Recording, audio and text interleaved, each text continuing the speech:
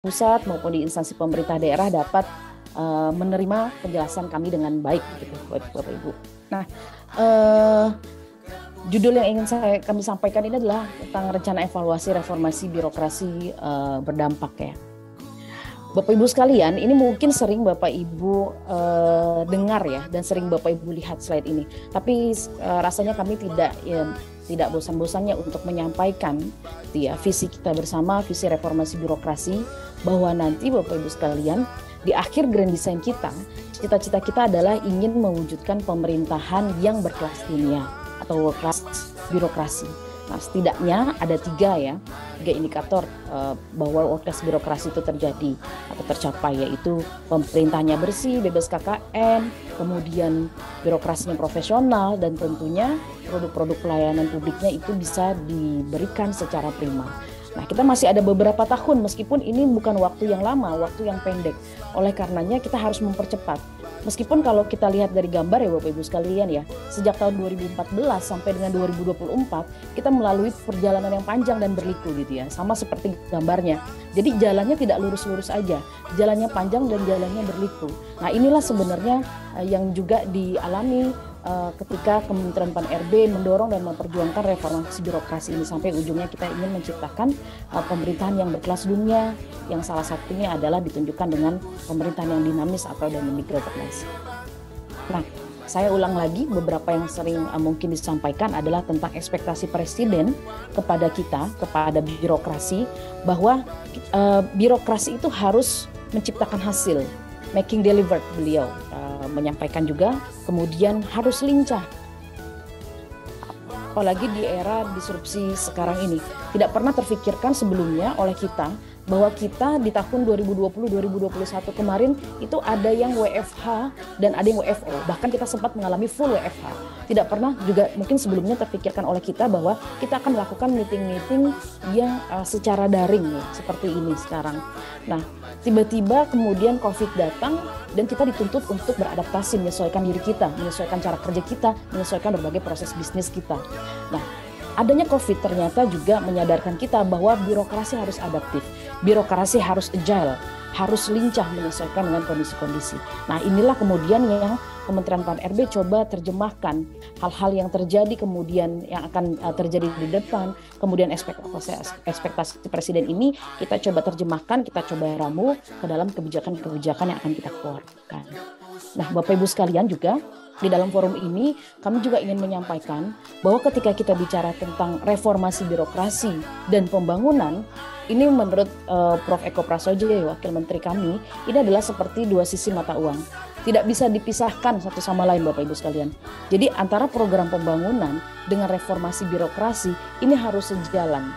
Tidak boleh terpisah, harus bersatu.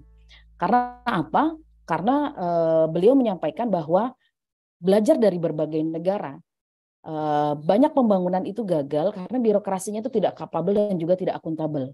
Maka reformasi birokrasi ini benar-benar harus bisa menciptakan birokrasi yang capable dan juga birokrasi yang akuntabel.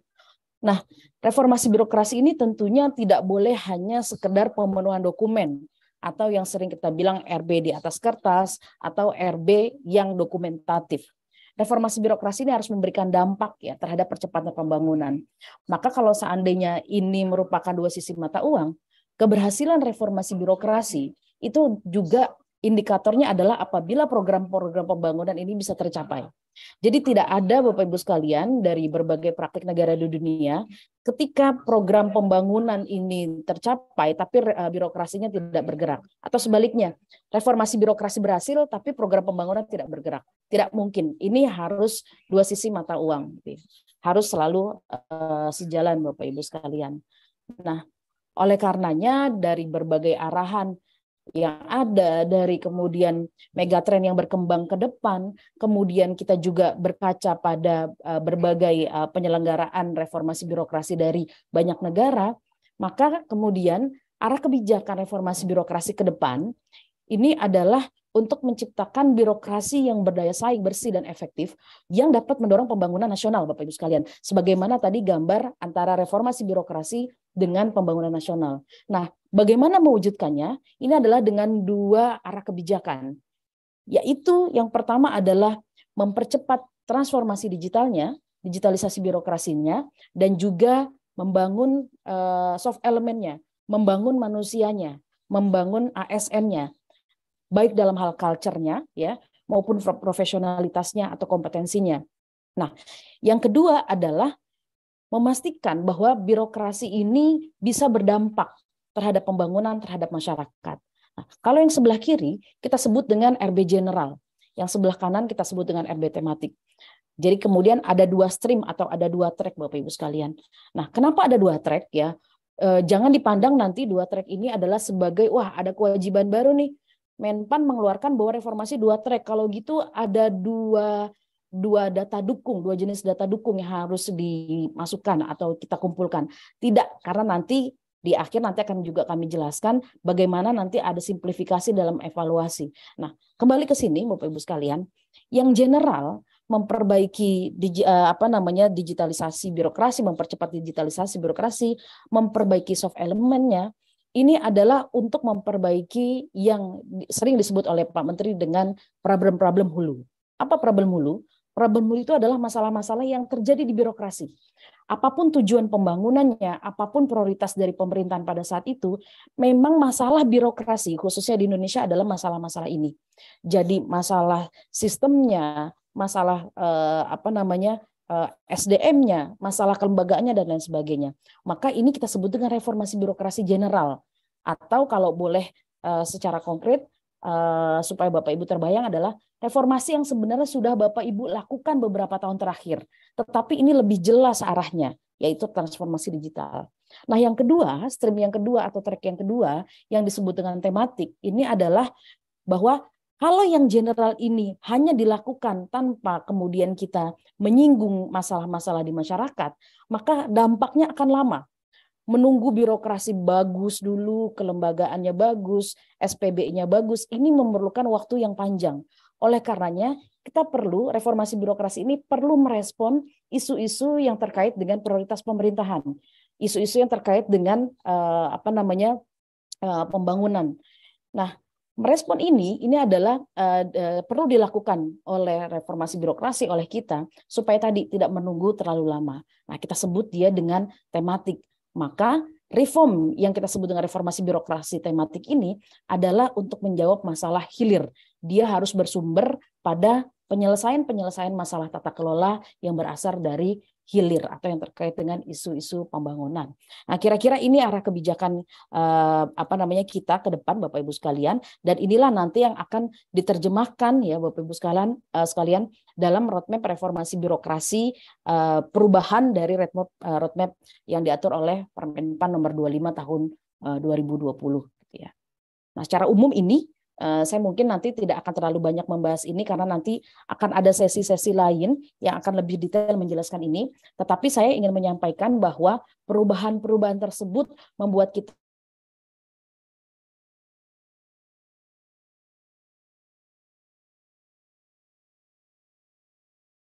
strategi pelaksanaan program-program kita, kegiatan-kegiatan kita. Nah, kira-kira nanti seperti itu Bapak Ibu sekalian. Ini ada dua stream gitu ya. Kalau tadi jelas arah kebijakannya yang di general itu adalah untuk memastikan tata kelola pemerintahan digital. Jadi jelas ya disebutkan tata kelola pemerintahan digital. Yang kedua adalah tadi menciptakan budaya birokrasi berakhlak dengan ASN yang profesional. Jadi yang sebelah kiri ini adalah menjawab aspek hard-nya atau hard element. Sedangkan yang sebelah kanan ini adalah menjawab soft element. Dua-duanya kita lakukan untuk menjawab masalah hulu yang terjadi di birokrasi. Nah, sedangkan yang kedua, RB tematik, kita menginginkan dengan adanya RB tematik ini terjadi percepatan dalam pencapaian indikator-indikator pembangunan, khususnya nanti yang terkait dengan 4 tema ini gitu ya. Tema kemiskinan, investasi, transformasi digital dan lain sebagainya. Nanti detail akan kami jelaskan Bapak Ibu sekalian. Nah, Bapak Ibu sekalian, Kalau kita bicara tentang banyaknya atau luasnya dimensi yang harus diintervensi oleh reformasi birokrasi atau yang harus direform, maka kalau kita melihat pelaksanaan reformasi birokrasi, ini kita bagi menjadi dua besaran sebenarnya. Yang pertama adalah pelaksanaan di level nasional, yang kedua adalah di level instansional. Apa itu pelaksanaan di level nasional?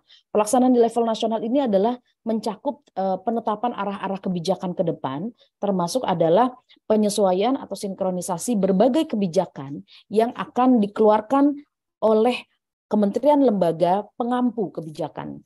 Jadi kalau kita bicara nasional tadi, ada arahan dari presiden, ada arahan dari wakil presiden tentang reformasi birokrasi, itu adalah di level nasional, tepatnya di level makro. Kemudian Menpan RB mengeluarkan kebijakan, misalkan kemarin kebijakan yang terbaru adalah tentang jabatan fungsional Permenpan 1 2023, atau sebelumnya kita keluar Perpres tentang SPBE yang alhamdulillah kemudian keluar, itu adalah kebijakan-kebijakan meso.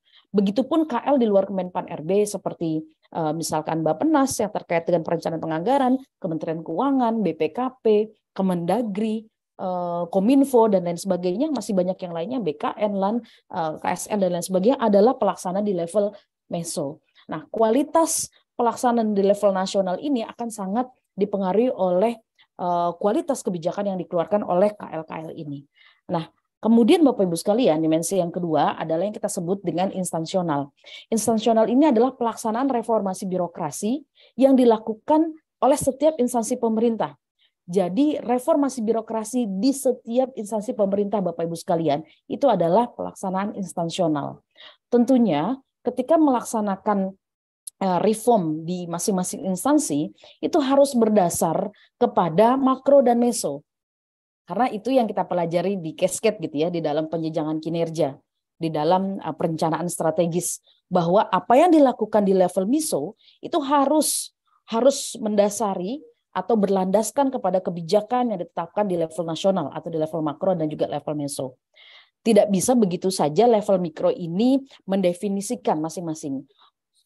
Mungkin akan berbeda, Bu. Bagaimana kalau seandainya satu sama lain berbeda karena karakteristik berbeda?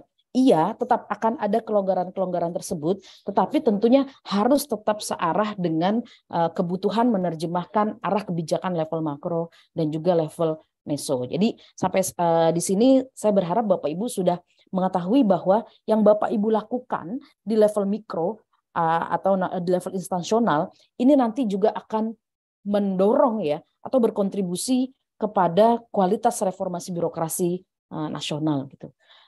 Nah, Bapak Ibu sekalian, saya mau bicara lagi agak lebih detail tentang di level instansional karena di sini yang hadir adalah Bapak Ibu sebagai pelaksana atau penggerak reformasi birokrasi di level instansional atau di level mikro.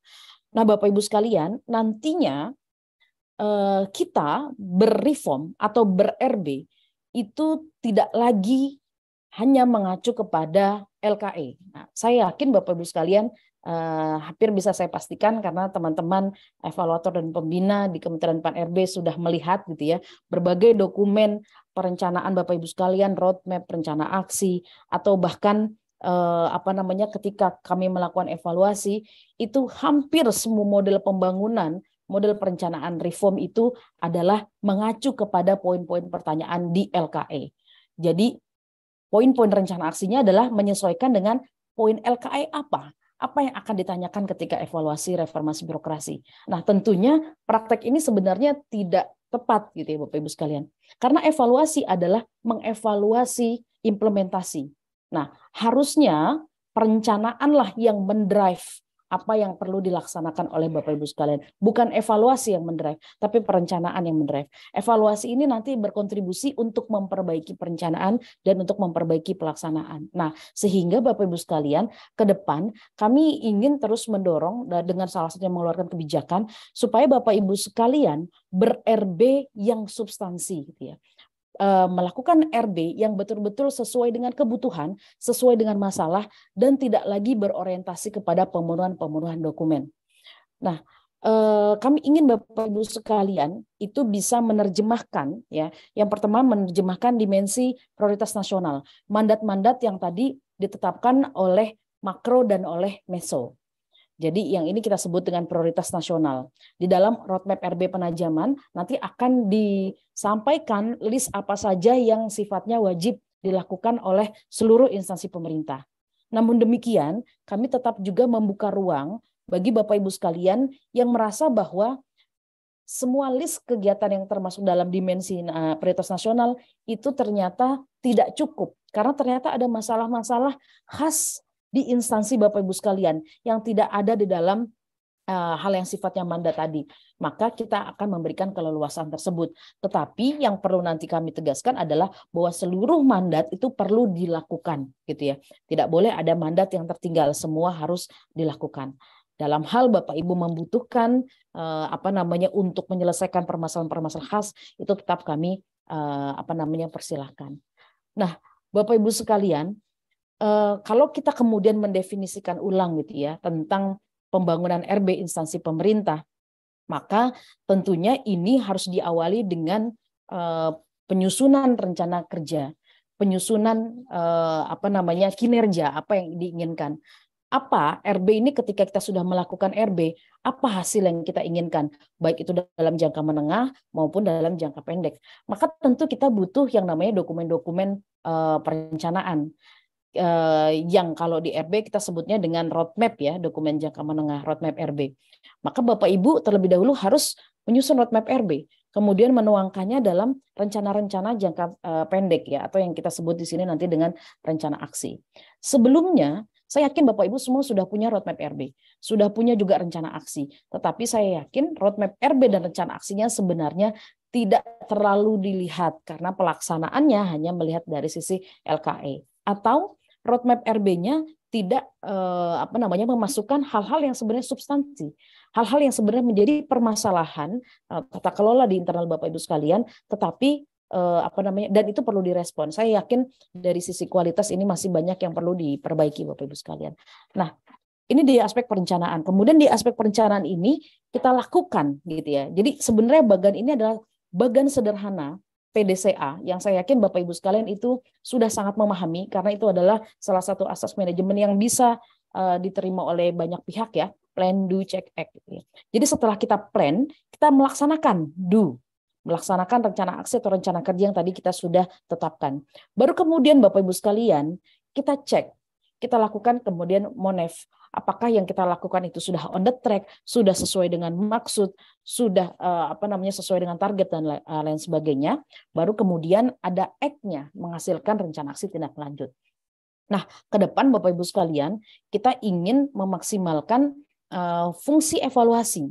Jadi kalau dulu Bapak Ibu sekalian mungkin Bapak Ibu kenal yang namanya TPI gitu ya, tim penilai internal. Mungkin di sebagian ada yang merupakan fungsinya itu dikawal oleh Itjen misalkan atau inspektorat atau di inspektorat daerah ya atau Itama dan lain sebagainya. Ada juga mungkin di sebagai instansi pemerintah yang merupakan tim gabungan. Jadi bukan hanya dari Apip tetapi juga ada dari unit kerja yang lainnya.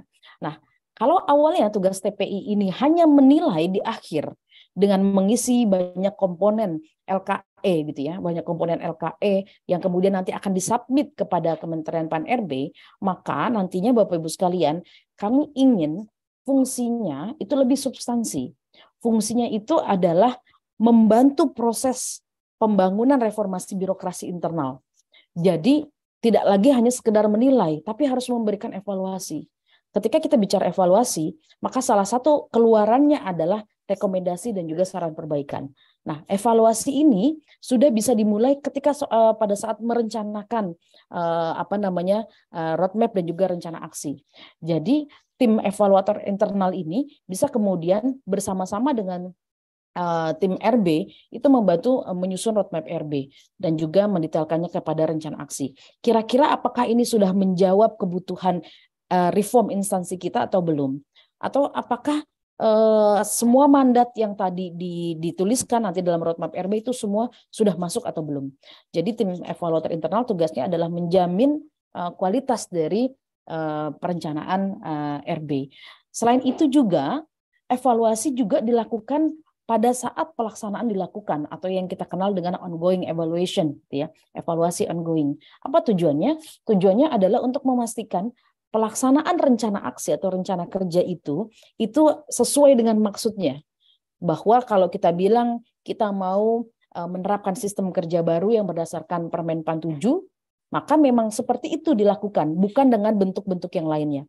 Jadi untuk menjaga kualitas itu, untuk menjaga ini on the track, untuk menjaga kesesuaian target, maka perlu evaluator internal itu membantu dalam proses pelaksanaannya. Jadi ini adalah menjamin kualitas dari pelaksanaan. Nah, kemudian Bapak Ibu sekalian, nanti kita akan kenal yang namanya proses evaluasi eksternal.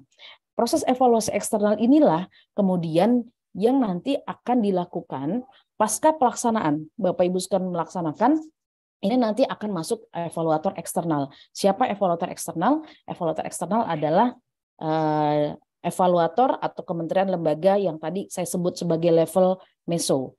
Ada nanti Kementerian PAN-RB, kemudian ada BKN, LAN, Bappenas, Kemendagri, dan lain sebagainya. Ini kita sebut dengan evaluator eksternal.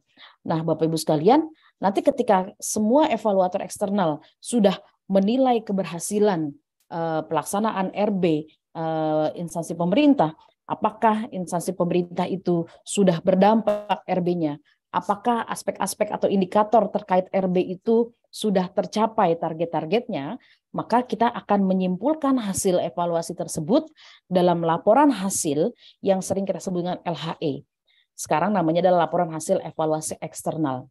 Nah, LHE inilah Bapak Ibu sekalian yang akan digunakan oleh Bapak Ibu sekalian di instansi pemerintah untuk menyusun kembali. Kira-kira di tahun yang akan datang, di dalam periode pelaksanaan yang akan datang, apa saja yang perlu diperbaiki? Apakah yang kemarin itu sudah cukup atau ada yang harus dirubah? Atau ada yang harus ditambahkan? Oh, atau ternyata pelaksanaan kita kurang efisien, kurang kolaboratif, dan lain sebagainya. Atau ada indikator-indikator khusus yang perlu menjadi perhatian. Misalkan ternyata target indikator SPIP adalah level 3. Oh, ternyata kita masih level 2. Berarti itu yang harus kita prioritaskan. Misalkan nilai sakit kita targetnya adalah B. Oh, ternyata kita masih CC. Berarti itu yang harus kita perhatikan. Nah, ini semua harus diramu di dalam rencana aksi tindak lanjut supaya memperbaiki perencanaan ke depan.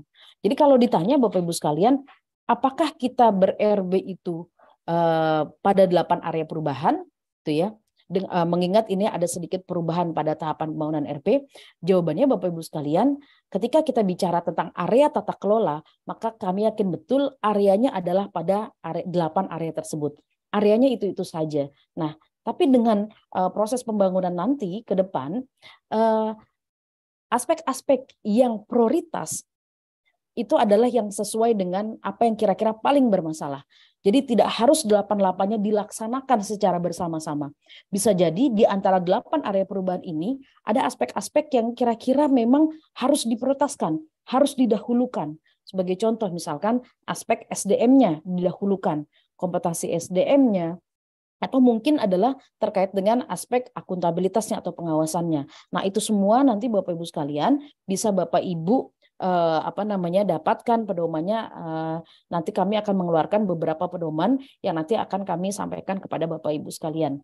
Jadi tidak harus secara bersama-sama 8 area perubahannya, tapi Bapak Ibu bisa, kalau bahasanya Pak Menteri dan Pak Deputi kami adalah mencari totok nadi. Bahasanya Pak Wapres adalah menggaruk yang gatal. Jadi kalau yang gatal itu adalah di kepala, kalau kita menggaruk itu di seluruh badan, itu tidak efisien. Tapi yang gatal di kepala kita menggaruk di tangan, itu juga tidak tepat. Maka yang gatal itulah yang digaruk. Yang bermasalah itulah yang kita dahulukan reformnya. Nah, kira-kira seperti itu Bapak Ibu sekalian. Ini jadi dari sini kita lihat ada proses bisnis atau ada proses-proses yang dilakukan di internal, di masing-masing instansi pemerintah. Tetapi kalau kita bicara evaluasi, ini ada juga evaluasi yang dilakukan oleh eksternal ya, Bapak Ibu sekalian. Baik, nah sekarang kami masuk kepada RB tematik gitu ya. Nah Bapak Ibu sekalian, kalau kita bicara RB tematik, ternyata RB tematik ini, meskipun namanya mungkin bukan RB tematik, ini adalah bukan hal yang baru ya Bapak Ibu sekalian di sektor publik gitu ya, di manajemen publik. Ternyata Bapak Ibu sekalian, banyak negara itu ketika mau memperbaiki pembangunannya itu mencari sektor-sektor atau isu-isu prioritas. Jadi pembangunan sebuah negara itu memang tidak bisa dilakukan kepada seluruh aspek pembangunan atau seluruh aspek pemerintahan, tetapi harus ada yang menjadi prioritas. Maka memilih apa yang menjadi kunci atau menjadi prioritas ini adalah satu hal yang penting, Bapak Ibu sekalian. Nah, seperti misalkan, kami contohkan ini beberapa negara, Cina, Jepang, Korea, Filipina, Thailand, ketika dia mau melakukan reform, itu harus digerakkan dulu dari masalah pembangunan. Masalah pembangunan yang mana? Kemudian reformnya seperti apa? Jadi tidak bisa kita menyelesaikan semua masalah secara bersama dalam waktu yang cepat. Nah, inilah salah satu filosofi mengapa RB tematik ini juga dilakukan. Nah, sebagaimana yang sudah Bapak Ibu ketahui bahwa RB tematik sampai dengan tahun 2024 ini itu mengangkat 4 tema ya Bapak Ibu sekalian. Ini sering disampaikan oleh Pak Menteri, Pak Deputi kami di berbagai kesempatan. Yang pertama adalah tematik penanggulangan kemiskinan. Yang kedua adalah peningkatan investasi, yang ketiga adalah digitalisasi administrasi pemerintahan, dan yang keempat adalah tematik prioritas Presiden Bapak Ibu sekalian. Nah, penanggulangan kemiskinan di sini kami nanti akan membuka kesempatan selebar-lebarnya bagi instansi pemerintah yang bahkan bukan itu core utamanya, bukan penanggulangan kemiskinan tugas atau fungsi utamanya. Nanti Bapak Ibu tetap bisa berkontribusi di dalam RB tematik. Begitupun yang di investasi, digitalisasi atau tematik prioritas Presiden gitu ya.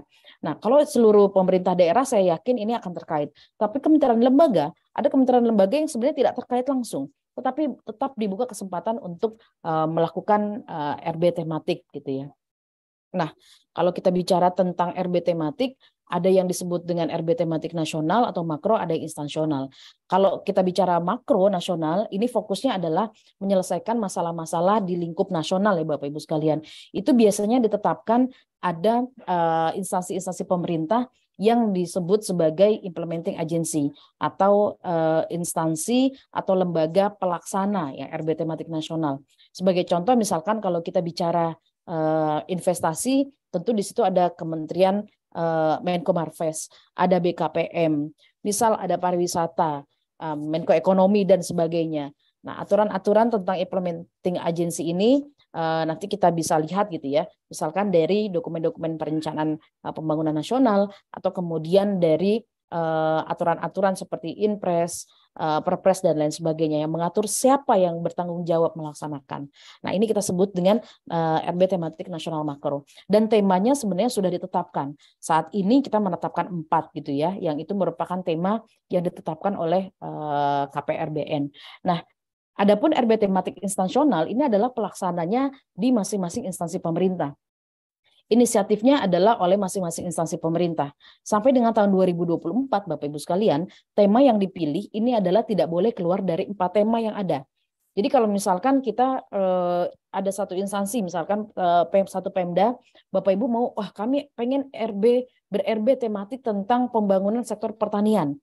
Nah, Bapak Ibu sampai 2024 kita tidak bisa ke sana. Kita mengunci kepada 4 tema yang ada. Kenapa demikian? Supaya penyelesaian 4 tema ini bisa dikeroyok bareng-bareng, bisa dikolaborasikan bersama. Jadi sebaiknya kita fokus dulu sampai nanti akhir 2024, baru kemudian kalau dirasa nanti ada yang kemudian butuh perbaikan, nanti akan ada kebijakan yang mengatur. Tapi untuk sementara kita masih kepada 4 tema ini.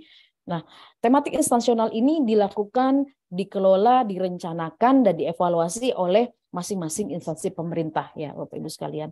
Nah, yang nasional ini adalah pada level nasional ya, kementerian lembaga, dan mungkin nanti bisa jadi ada beberapa pemerintah daerah yang terlibat di dalamnya. Nah, Bapak Ibu sekalian, kalau kita bicara tentang kerangka logis RB tematik, ini sebelumnya juga pernah dijelaskan, saya sedikit mengulang gitu ya, supaya Bapak Ibu tidak menerka-nerka RB tematik itu kayak gimana sih gitu ya bentuknya.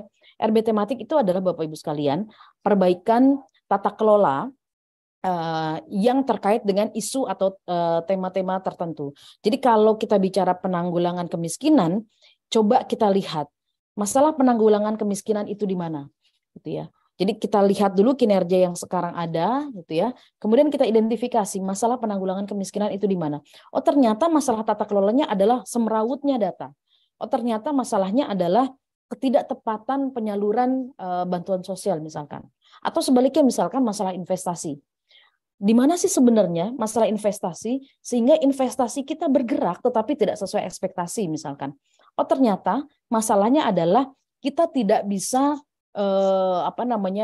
membangun iklim investasi yang kondusif misalkan. Karena apa? Terlalu banyak prosedur dalam perizinan. Contoh informasi kepada masyarakat misalkan terbatas atau SDM-SDM-nya SDM di investasi ini kurang kompeten atau berubah-berubah, berpindah-pindah sehingga misalkan informasinya tidak berubah-ubah ya, misalkan seperti itu. Nah, yang kemudian Bapak Ibu identifikasi menjadi masalah tata kelola inilah yang kemudian harus didesain bagaimana intervensinya supaya lebih bagus. Jadi kalau tadi masalah di kemiskinan itu adalah masalah penyaluran bantuan, karena masalah data dan masalah proses bisnis, maka kita perbaiki datanya. Itulah RB tematik. Bagaimana memperbaiki data? Oh ternyata butuh kolaborasi pasti antara misalkan BPS, BKKBN, Kementerian Sosial, atau misalkan pemerintah daerah masing-masing, dinas-dinas terkait. Itu pasti. Makanya kalau kita lihat Bapak Ibu sekalian di layar, di dalam kolom kinerja yang diinginkan, ini terlihat adanya logical framework yang di dalamnya ada sharing outcome yang harus dilakukan secara kolaboratif. Tidak bisa hanya satu instansi, tetapi oleh banyak instansi. Jadi kalau kita bicara data, nggak bisa misalkan hanya unit kerja yang terkait dengan statistik gitu ya. Misalkan Diskominfo Santik saja tidak bisa. Atau misalkan terkait dengan penyaluran bantuan hanya Dinsos saja tidak bisa. Maka butuh keterlibatan banyak pihak. Nah, peran inilah Bapak Ibu sekalian yang perlu diorkestrasi. Jadi kita bangun dulu log frame-nya seperti apa, berangkat dari masalah-masalah tadi, identifikasi masalah, kemudian kita tentukan siapa melakukan apa, siapa bertanggung jawab terhadap output yang mana. Nah, ini Bapak Ibu sekalian, kalau Bapak Ibu misalkan belum membaca tentang Permenpan 89 tahun 2021 tentang penjenjangan kinerja, penjelasan lebih lanjut tentang log frame sebenarnya ada dalam Permenpan tersebut. Tapi prinsip utamanya ini adalah sharing outcome dan juga kolaboratif. Nah, baru kemudian setelah kita mendefinisikan kinerja apa yang diinginkan untuk memperbaiki tata kelola aspek-aspek tata kelola, barulah kita menetapkan rencana-rencana aksi. Oh, kalau kita memperbaiki data tentang kemiskinan, maka yang perlu dilakukan adalah satu, misalkan kita perlu membuat semacam MOU. Oh, yang kedua adalah kita perlu misalkan membuat semacam FGD dengan masyarakat, karena masyarakatlah yang mengetahui masalah utama apa, dan lain sebagainya. Sehingga setiap instansi pemerintah mengetahui apa hal-hal yang perlu dilakukan. Jadi tidak hal-hal yang dilakukan adalah yang sesuai dengan masalah tadi. Tidak mencari hal-hal lain yang ternyata kalaupun dilakukan itu tidak berefek apapun. Nah, ini Bapak Ibu sekalian, rencana aksi harus tepat menyasar kepada masalah-masalah utama. Baru kemudian setelah rencana aksi ini kita laksanakan, ada implementasi dan monef. Lebih detail Bapak Ibu sekalian, mungkin secara teknis tentang kerangka logis RB tematik ini tidak bisa saya jelaskan di forum ini, tetapi nanti kami akan buat modul-modul, kemudian video-video yang nanti akan memudahkan Bapak Ibu sekalian dalam melaksanakan RB tematik. Nah, Bapak Ibu sekalian, kalau kita bicara, Bu, kita sudah ber-RB tematik, kita juga tadi sudah bicara tentang RB general. Apa yang kami dapat gitu ya? Apa yang kira-kira kami dapat? Nah, Bapak Ibu sekalian, ketika Bapak Ibu sudah melakukan dan memperbaiki aspek-aspek di RB general dan juga aspek-aspek di RB tematik, tentunya Bapak Ibu sekalian, kami akan melakukan evaluasi. Dan mudah-mudahan ini adalah kabar bahagia gitu ya. Evaluasinya Bapak Ibu sekalian, ini tidak lagi mengukur pemenuhan atau dokumen-dokumen. Kami tidak lagi meminta Bapak Ibu mengumpulkan berbagai data dukung, laporan-laporan, SK-SK, atau mungkin catatan-catatan notulensi yang pada periode sebelumnya, gitu ya, Permenpan 26 itu masih diminta. Nah, karena di dalam evaluasi pedoman atau terus evaluasi RB yang saat ini sedang kami susun dan segera akan kami keluarkan dalam waktu dekat, kita akan mengukur hasil dan dampak dibandingkan dengan prosesnya. Jadi prosesnya silahkan dilakukan sesuai dengan pedoman yang kami lakukan, yang sudah kami keluarkan, tetapi kami ukur itu fokusnya adalah kepada hasil dan dampaknya. Nah, kami berharap ketika Bapak Ibu sudah melakukan RB jurnal dan RB tematik, maka akan ada dampak yang terjadi. Kemudian tadi ya menghilangkan kesan administratif, dan kemudian kami ingin nanti akan melakukan simplifikasi indikator, sehingga indikator dalam mengukur kualitas reform instansi pemerintah tidak lagi terlampau banyak. Indikator ini tidak terlalu banyak, tetapi adalah indikator-indikator kunci. Ketika kita memegang indikator tersebut, maka bisa terlihat secara jelas bagaimana sebenarnya progres atau kemajuan reformasi birokrasi yang sudah terjadi. Nah, ini nanti kita berkolaborasi dengan banyak pihak. Nah, Bapak Ibu sekalian, tadi kita udah ber-RB general dan RB tematik. Dinilai nggak Bu RB tematiknya? Dinilai Bapak Ibu sekalian. Jadi kalau Bapak Ibu sebelumnya di Permenpan 26 itu tidak ada RB tematik dan kami hanya mengukur pengungkit dan hasil, di tools yang akan datang kita menilai RB general dan RB tematik. RB tematik sifatnya adalah bonus Bapak Ibu sekalian. Jadi ketika Bapak Ibu melakukan RB tematik, mengambil dari 4 tema Bapak Ibu mengambil seluruhnya, maka akan semakin besar nilainya. Nah, tetapi tentu ketika kita nanti mengukur RB tematik, kita akan melihat dampaknya. Jadi tidak bisa Bapak Ibu mengklaim, Bu, kami sudah melakukan RB tematik, maka kami ingin ada penambahan nilai ya, dari nilai RB. Kami akan ukur dulu apakah betul RB tematiknya dilakukan dan apakah betul ada dampaknya. Maka nanti tentu ada teknik-teknik penilaian dan kami nanti juga sudah menyiapkan lembar kerja evaluasi untuk menilai apakah RB tematik yang sudah dilakukan dan apakah sudah ada dampaknya. Nah, ini yang pertama bedanya. Jadi kita menilai RB general dan juga RB tematik. Nah, selanjutnya Bapak Ibu sekalian, kalau kita lihat kerangka evaluasinya, kalau yang sebelumnya ada 157 komponen pemenuhan dan ada 102 reform. Jadi total ada 259 komponen yang harus Bapak Ibu jawab. Bapak Ibu carikan data dukungnya. Saat ini Bapak Ibu tidak perlu lagi mengisi PMPRB, tidak perlu lagi mencari data dukung. Karena kami akan menilai ada 4 pertanyaan yang sifatnya strategi. Dan ini pun tidak akan terlalu banyak meminta data dukung. Mungkin nanti kami akan meminta Bapak Ibu mungkin mengirimkan laporan kepada kami yang akan kami batasi jumlahnya. Jadi bukan karena wah ada laporan kemudian kita bikin laporan setebal mungkin sebanyak mungkin. Tidak, akan kami batasi jumlah halaman atau jumlah karakter yang akan disampaikan. Kenapa nanti demikian? Karena kami ingin yang disampaikan, laporan-laporan yang disampaikan kepada kami itu benar-benar yang substansi yang memang penting. Jadi kami tidak terlalu habis ya waktu untuk menelaah sebenarnya informasi-informasi yang tidak terlalu relevan dengan konteks evaluasi. Nah, kemudian ada 26 indikator yang sifatnya hasil yang akan kami ukur, yang tersebar di dalam RB general dan juga dalam RB tematik. Nah, jadi nanti di RB general kira-kira ada komponen yang namanya komponen capaian strategi pelaksanaan RB general. Ini mengukur strategi tadi ya. Kemudian ada komponen yang kita sebut dengan implementasi kebijakan. Nah, apa ini implementasi kebijakan? Ya, di sini ada sasaran 1, sasaran 2. Apa ini implementasi kebijakan? Kami ingin mengukur kebijakan-kebijakan yang tadi mandat, yang wajib tadi, apakah sudah dilakukan dan apakah ada dampaknya. Nah, yang mengukur siapa? Yang mengukur MESO, Bapak Ibu sekalian. Jadi bukan Bapak Ibu yang kemudian mengukur. Kami nanti akan berkolaborasi dengan instansi yang tadi kami sudah sebutkan, yang ini MESO, untuk membantu pengukuran di dalam implementasi kebijakan ini. Nah, termasuk Bapak Ibu sekalian dalam capaian sasaran strategisnya. Tadi kalau kita bilang kita punya cita-cita membangun tata kelola pemerintahan yang digital, ada indikatornya yang nanti data-datanya akan kami mintakan kepada evaluator MESO tadi, instansi-instansi terkait. Begitupun dengan soft elemennya, budaya birokrasi berakhlak dengan ASN yang profesional. Nah, indikatornya misalkan ada SKM, SPI, dan lain sebagainya. Ini yang kemudian kita juga akan mintakan. Nah, di dalam tingkat implementasi kebijakan ini, Bapak Ibu sekalian, ada indikator-indikator yang lebih detail. Misalkan ini, ya, saya contohkan ini,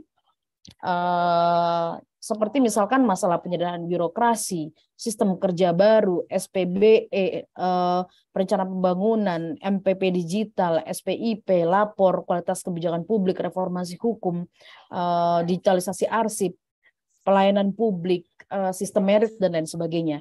Nah, ini yang menilai sekali lagi adalah level meso. Bapak Ibu tidak lagi melakukan pengumpulan LKE PMPRB. Jadi mohon izin nanti nih semua indikator dan bobot akan ditetapkan dengan Kepmen. Bapak Ibu harap menunggu, tidak bisa kami sampaikan sekarang ya Bapak Ibu sekalian, tapi kurang lebih inilah nanti model LKE-RB yang baru yang akan dikerjakan oleh evaluator meso dan juga evaluator nasional, Bapak Ibu sekalian. Nah, bagaimana yang tematik, Bu? Bagaimana cara mengukurnya? Yang tematik, Bapak Ibu sekalian, yang tematik ini nanti akan kami bedakan antara KL dan pemerintah daerah. Mengapa dibedakan? Karena tentu kita bicara tentang ruang lingkup tugas dan tanggung jawab antara pemerintah daerah dan KL berbeda. Kalau tematik pada pemerintahan daerah, kami nanti akan langsung mengukur dampaknya.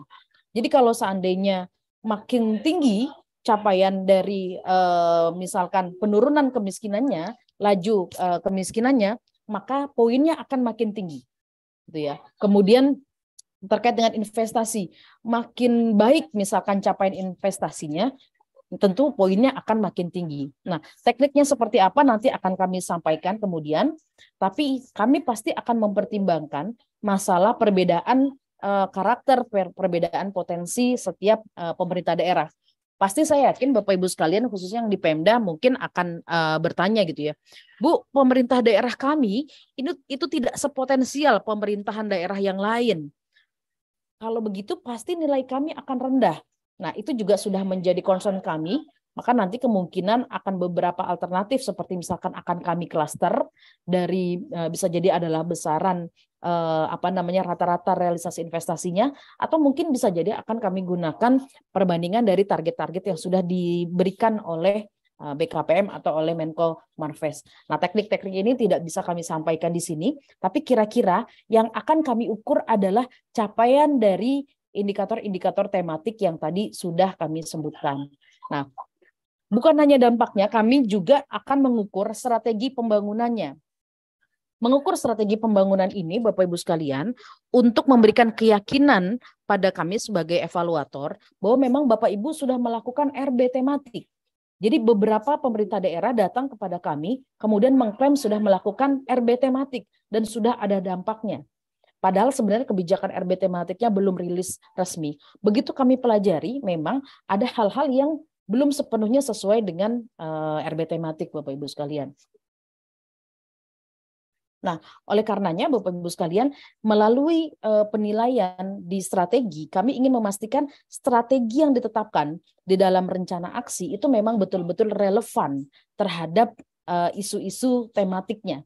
Jadi kalau misalkan kita bicara tadi investasi, rencana aksinya memang betul-betul menjawab investasi gitu ya. Bukan rencana aksinya ditetapkan tidak relevan. Nah, kami ingin memastikan itu di aspek strategi pembangunan RB tematik. Nah, adapun di kementerian lembaga Bapak Ibu sekalian, ini tadi kami bagi ke dua gitu ya. Ada yang kita sebut dengan instansi pelaksana atau implementing agency, ada yang kita sebut dengan non implementing agency. Nah, implementing agency ini adalah kementerian lembaga yang mengampu program dan kegiatan terkait tema berdasarkan perencanaan pembangunan. Bappenas itu sudah menetapkan di dalam RPJM, di dalam RKP, siapa-siapa saja yang kemudian harus mengawal program-program, kegiatan-kegiatan yang terkait dengan tema-tema tersebut. Nah, ini nanti kami akan minta identifikasi, gitu ya. Kita akan identifikasi siapa saja yang terkait dengan kemiskinan, investasi, inflasi, dan lain sebagainya. KL-KL inilah yang disebut dengan implementing agency. Nah, bagaimana mengukurnya? Kami akan mengukur dengan perhitungan capaian indikator program dan kegiatan yang terkait dengan tema. Jadi memang tidak langsung terkait dengan dampak, tetapi kami akan ukur kontribusinya terhadap pencapaian program kegiatan tersebut. Nah, bagaimana yang non-implementing agency? Karena beberapa kali misalkan terakhir juga dalam forum rakor antara Pak Presiden, beberapa menteri dengan seluruh kepala daerah dan Forkompimda, misalkan Pak Presiden dan juga Pak Menteri menyampaikan bahwa Polri, Kejaksaan, MA itu bisa terlibat di dalam 4 isu atau 4 tema ini. Nah, bagaimana? Nah, biasanya Bapak Ibu sekalian yang sifatnya non-implementing ini bisa berkontribusi dalam hal dukungan kebijakan, anggaran, instruksi harian, atau support lapangan. Contohnya Bapak Ibu sekalian, Polri itu bisa membantu melakukan RB tematik kemiskinan ketika misalkan dia mengeluarkan instruksi harian, misalkan bahwa seluruh polsek itu diminta untuk membantu penyaluran bantuan sosial ke masyarakat. Nah, itu ada sifatnya instruksi harian dan juga di bawahnya ada support lapangan. Jadi mengerahkan semua misalkan sebagian besar dari aparatnya gitu ya, atau mungkin armadanya itu untuk membantu proses penyaluran. Atau misalkan Bapak Ibu sekalian, kalau misalkan dalam hal investasi. Nah, Kejaksaan APH itu membantu peningkatan kualitas iklim gitu ya, investasi dengan memastikan keamanan atau misalkan permasalahan-permasalahan perkara-perkara tindak pidana yang terkait dengan investasi itu diselesaikan secara tepat waktu, secara adil, secara transparan dan lain sebagainya. Nah, ini adalah bentuk-bentuk dukungan yang bisa dilakukan oleh non-implementing agency gitu ya. Nah, bagaimana mengukurnya? Tentunya juga nanti akan kita grading. Yang paling baik adalah kalau Bapak Ibu non-implementing agency ini bisa berkontribusi dengan berkolaborasi dengan implementing agency. Jelas ada outputnya. Sebagai contoh misalkan Menpan dalam konteks kemiskinan kami misalkan bukan non-implementing agency. Kami non-implementing agency, bukan implementing ya. Kami bukan pelaksana utamanya. Tetapi kami ingin terlibat mendorong percepatan pencapaian penurunan kemiskinan. Maka kami keluarkan RB tematik gitu ya. Kami keluarkan RB tematik yang salah satunya adalah kemiskinan. Nah, kami berkolaborasi misalkan dengan TNP 2K, dengan BPS, dengan Kemensos, BKKBN, dan lain sebagainya, mengeluarkan penilaian RB tematik, misalkan seperti itu. Nah, itu adalah output konkret yang dilakukan secara kolaboratif oleh Kemenpan RB. Tentu kalau melakukan hal itu poinnya akan lebih besar dibandingkan kalau hanya melakukan yang sifatnya misalkan kita bikin FGD gitu ya. Hanya bikin FGD misalkan dengan mengundang Kemensos untuk penanganan kemiskinan yang outputnya kemudian tidak jelas atau tidak ada dampaknya, itu pasti akan lebih rendah. Jadi nanti ini akan kita grading kondisi-kondisi apa yang paling baik sampai kondisi-kondisi yang dirasa tidak terlalu atau tidak dianggap terlalu berkontribusi. Nah, ini Bapak Ibu sekalian sedikit perbedaan antara penilaian di level KL dan juga di level pemerintah daerah, Bapak Ibu sekalian. Nah, Bapak Ibu, jadi tadi saya sudah panjang lebar cerita dari mulai arah kebijakan RB sampai kemudian RB tematik sampai dengan tahapan pembangunan di level mikro, Bapak Ibu sekalian. Apa kaitan dengan surat deputi ini? Nah, surat deputi ini, Bapak Ibu sekalian, ini adalah bicara tentang perubahan evaluasi RB tahun 2023 dan penyampaian informasi praktik baik RB gitu ya. Jadi Bapak Ibu sekalian, berdasarkan penjelasan saya, LKE yang berdasarkan Permenpan 26 2020 sudah tidak lagi relevan. Cara evaluasi yang sebelumnya tidak lagi relevan. Sehingga Bapak Ibu sekalian tidak perlu lagi melakukan penyampaian PMPRB yang sesuai dengan Permenpan 26. Karena kami akan merubah model evaluasinya. Bagaimana modelnya tadi sudah saya sampaikan. Yang akan mengevaluasi adalah evaluator meso dan juga evaluator nasional. Bapak Ibu evaluator internal membantu perbaikan reform di internalnya. Ya, jadi sudah lagi tidak relevan Permenpan 26 sampai 2020 lagi, maka tidak perlu lagi dilakukan. Maka sebagai gantinya kami mohon dengan sabar Bapak Ibu bisa menunggu sampai keluarnya kebijakan kami. Saat ini tentu kami juga sedang dalam proses harmonisasi, penyiapan berbagai modul dan juga bahan ajar yang segera akan kami diseminasikan, kami sosialisasikan kepada Bapak Ibu sekalian.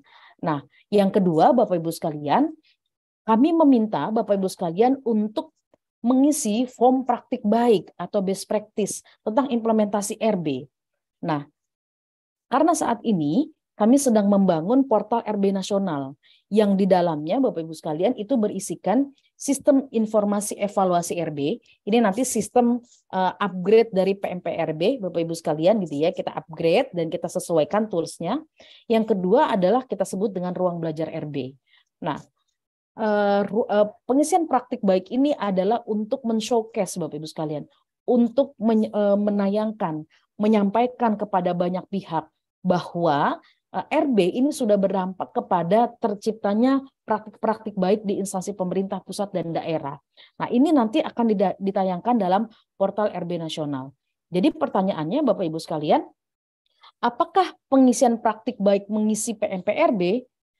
Tidak, karena sebenarnya PMPRB ini adalah proses evaluasi.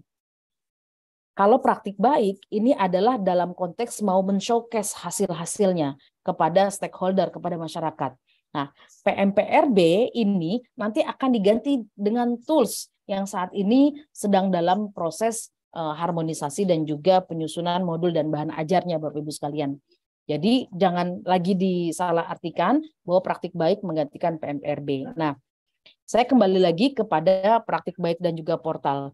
Rencananya Bapak Ibu sekalian, di dalam portal ini nanti kami akan meminta instansi pemerintah itu untuk ketika nanti mengevaluasi, khususnya evaluator internalnya itu mengisikan rencana aksinya dan juga laporan-laporannya. Lebih detail nanti akan kami sampaikan di dalam Capman ini. Jadi nanti pengguna atau user kementerian lembaga ini bisa mengakses ya secara gratis portal RB nasional ini.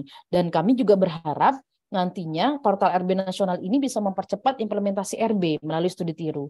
Karena banyak misalkan ke kami bertanya, Bu, kalau yang baik tentang pembangunan akuntabilitas itu di daerah mana ya, di instansi mana? Bu, yang kira-kira baik atau bagus agen perubahannya tuh di mana ya? Nah, karena banyak pertanyaan ini, kami ingin Bapak Ibu sekalian tidak perlu lagi misalkan bertanya ke kami, tapi kami ingin menyajikan. Ini loh kemudian praktik-praktik baik yang saat ini sudah terjadi di instansi pemerintah. Bisa belajar di dalam portal RB atau di dalam ruang belajar itu. Nah, sehingga nanti praktik-praktik baiknya bisa ditiru oleh Bapak Ibu sekalian di instansi pemerintah gitu ya. Nah, selain itu juga tadi menyampaikan kepada stakeholder bahwa dengan RB sudah ada perkembangan-perkembangan gitu ya. Sudah ada perbaikan-perbaikan yang nantinya mungkin bisa digunakan dalam penyusunan kebijakan ke depan Bapak Ibu sekalian. Jadi dalam nanti portal ini nanti kita akan membuat kategorisasi ya Bapak Ibu sekalian dari praktik-praktik baik yang ada. Untuk sementara Bapak Ibu mengisi praktik baiknya itu ada 4 kategori ya. Nah, Bapak Ibu, Bu, bagaimana kalau tidak terkait dengan 4 kategori? 4 kategori ini kan yang terkait dengan tematik tadi ya, kemiskinan, investasi, digitalisasi dan juga prioritas presiden.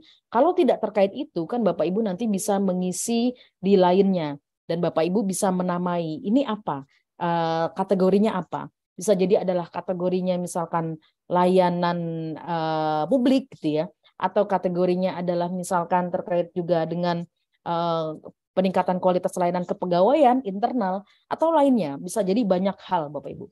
Jadi dipersilahkan.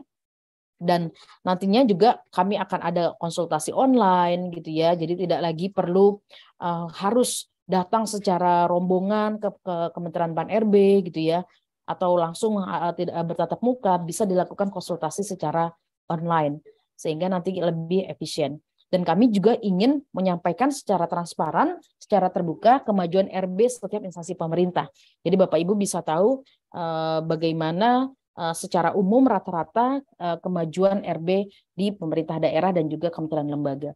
Dan juga nanti akan ada digital library Bapak Ibu sekalian yang nanti akan berisi tentang teori-teori, praktik-praktik dari berbagai negara, jurnal-jurnal dan lain sebagainya yang mungkin nanti bisa menjadi referensi bagi Bapak Ibu semua untuk membangun RB di masing-masing instansi pemerintahnya Bapak Ibu sekalian. Nah, ini ya kalau kita bicara contoh inovasi per kategori itu ada di penanganan kemiskinan, tadi ya stunting, PDN, pengendalian inflasi, investasi dan kinerja lainnya. Jadi kalau yang tidak terkait dengan tema yang sudah disebutkan bisa masuk ke kinerja lainnya. Nah, kami, Bapak Ibu sekalian, meminta Bapak Ibu mendeskripsikan kepada kami. Jadi praktik baiknya itu bagaimana sih gitu ya. Nah, mendeskripsikannya ini sebenarnya dengan menjawab pertanyaan 5W1H. Isi form yang kami sampaikan kepada Bapak Ibu sekalian itu adalah sebenarnya menjawab 5W1H. Apa latar belakangnya, bagaimana pelaksanaannya, kapan dilakukan, siapa penerima manfaatnya, ini adalah sebenarnya menjawab 5W1H. Dan kami juga mintakan foto atau videonya gitu, atau mungkin kalau ada podcastnya ya, ada video-video tentang praktik baik itu sangat baik sekali, sangat bagus sekali, membantu kita dalam menyeleksi Bapak Ibu sekalian gitu. Nah, kemudian Bapak Ibu sekalian nanti Bapak Ibu tentunya bisa mengakses ya form praktek baik ini di link yang sudah kami sampaikan, kami tuliskan dalam surat tersebut. Apakah boleh lebih dari satu, Bu? Boleh, Bapak Ibu sekalian. Jadi pengisiannya boleh lebih dari satu. Kami banyak, Bu, gitu ya. Kami banyak nih. Boleh nggak kami 5? Boleh, silahkan. Nah, ada kemarin yang misalkan bertanya kepada kami, Bu, apakah pengisiannya itu dikoordinasikan misalkan oleh sekretariat RB atau boleh masing-masing unit? Saran kami adalah dikoordinasikan, Bapak Ibu sekalian. Sehingga nanti sekretariat RB itu tahu atau bisa memilih, bisa memprioritaskan mana saja yang nanti akan bisa dikirim. Jadi jangan sampai kemudian masing-masing unit itu mengirimkan gitu ya, tanpa sekretariat RB-nya mengetahui. Sebaiknya sekretariat RB mengetahui, bahkan sangat baik kalau bisa menyortir kira-kira mana yang akan diterima Menpan dan akan bisa di-showcase dalam portal RB nasional gitu ya. Nah, jadi tadi ya sudah disampaikan poin terakhir bahwa tidak hanya terpaku pada kategori atau bidang yang telah ditentukan. Nah, ini contoh formnya, Bapak Ibu nanti akan diminta mengisi email, kemudian berasal dari instansi pemerintah mana gitu ya, atau kalau di pemerintah daerah provinsi mana, KL mana. Nah, ini namanya apa? Mungkin perlu ada nama ya, jadi kita perlu menyebut praktik baik atau inovasi praktik baik itu apa. Kemudian kategorinya apa, siapa inisiatornya, apakah itu dari internal Bapak Ibu sekalian, atau mungkin sebenarnya Bapak Ibu mereplikasi dari instansi lainnya. Nah, ini perlu disampaikan kepada kami. Termasuk misalkan di sini penjelasan praktik baiknya, 5W1H-nya ya, penjelasan singkat. Jadi praktik baik ini dikasih penjelasan singkat saja. Ini apa sih sebenarnya? Kemudian latar belakangnya kenapa melakukan praktik baik ini? Kapan sudah dilakukan? Apakah masih berlangsung atau sebenarnya sudah selesai? Siapa penerima manfaatnya gitu ya. Kemudian apa dampak positifnya yang menurut Bapak Ibu sekalian itu tercipta dari adanya praktik baik ini? Kemudian adanya apresiasi atau penghargaan eksternal, mungkin ada yang sudah mengakui gitu ya. Dari NGO mana, misalkan LSM mana mengakui, atau dari kementerian mana sudah mengakui praktik baik itu, silahkan disampaikan kepada kami. Dan yang terakhir adalah tautan dari pelaksanaan praktik baiknya. Jadi tidak mengupload, kami mohon dikirimkan linknya saja, supaya nanti kami bisa mengakses drive-nya, gitu Bapak Ibu sekalian. Secara umum itu, Bapak Ibu sekalian, saya mohon izin ternyata kurang lebih 1 jam saya berbicara gitu ya, panjang lebar. Mungkin ada hal-hal yang belum secara detail saya sampaikan, karena tadi materinya banyak dan luas gitu ya. Tetapi tentu kami sangat senang kalau ada pertanyaan yang akan Bapak Ibu sampaikan. Sebagaimana nama dari acara kita gitu ya, bisa tanya kebijakan PAN RB. Begitu saja, terima kasih banyak Bapak Ibu sekalian. Selanjutnya saya kembalikan lagi kepada Mbak Loren sebagai moderator kita pada hari ini. Terima kasih.